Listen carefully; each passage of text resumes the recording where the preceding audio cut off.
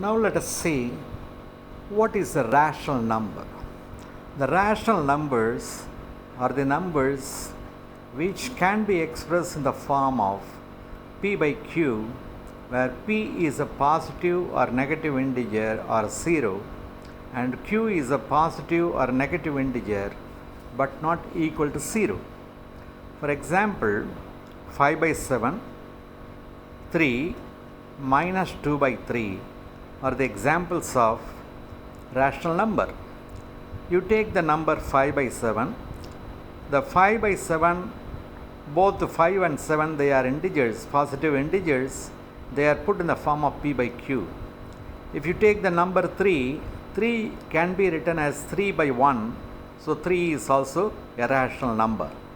Minus 2 by 3, it is put in the form of minus 2 divided by 3, where minus 2 is a negative integer, 3 is a positive integer. So minus 2 by 3 is a rational number. So these are the examples of rational numbers.